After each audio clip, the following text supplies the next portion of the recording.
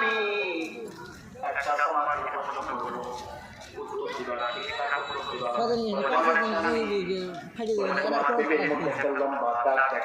মানে গোদনা মারি দিয়ে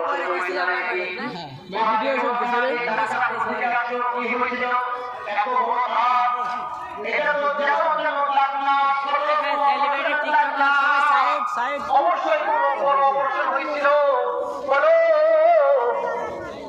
যখন এই কথা বলছে স্ত্রী বলতেছে তোমার স্বামী এই ডাক্তার তোমার অপারেশনের থাকে না, কোনো রোগ হয় নাই।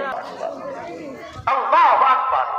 আমার মার একটা গোলাম ছিল 10 থেকে 12 বছর বয়স।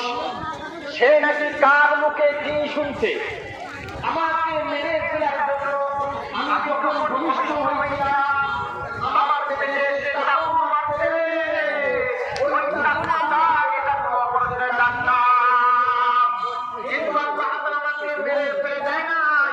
আল্লাহ তাআলা আমাকে জীবিত এখন রাখছে। মা আমার সুই সুতা দিয়ে সেলাই করছে, তো আল্লাহ আমাকে বাঁচায় দিয়েছে। আজ আমি আপনার সামনে এখানে বসে আছি। যখন বলেন তো দেখি এই কথা যখন স্বামী শুনছে তার মাথা ঘুরতেছে, হাই হাই কি অবস্থা, মনে আছে তো সেই শুরুর কথা। যখন এই কথা বলছে স্বামীর মাথা ঘুরতেছে, হাই কয় কি রে যার জন্য করি চুরি তাই পাইছো পুরে থাবুর স্বামীর মাথা ঘুরতেছে, কি বললো রে। তার মানে দুইটা ভবিষ্যৎ বাড়ি করেছিল। প্রথম তোমার ভবিষ্যৎ ওইটা বেশ করেছিল যে এই মেয়েটা বড় হইলে একটা নয়, দুইটা নয়, 10টা নয়, 100 পুরুষকে সে নষ্ট করবে। নাউযুবিল্লাহ। এই কথা শোনার পরে আমি রাগ হয়ে গেছে। আমি তার পেটে ছুরি মারছিলাম যাতে সে মারা যায়, এই রকম না হয়।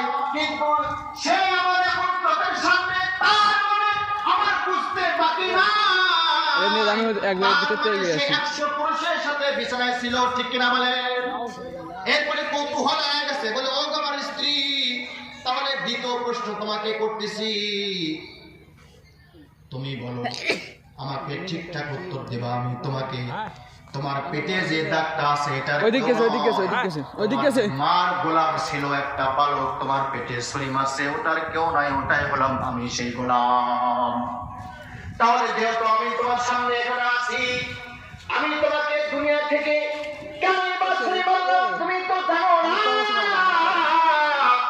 তাহলে শোনো, তোমাকে আমার যখন তুমি ভবিষ্য হও ওই সময় একটা ধবধবে সাদা বসন্ত মানুষ এসেছিল।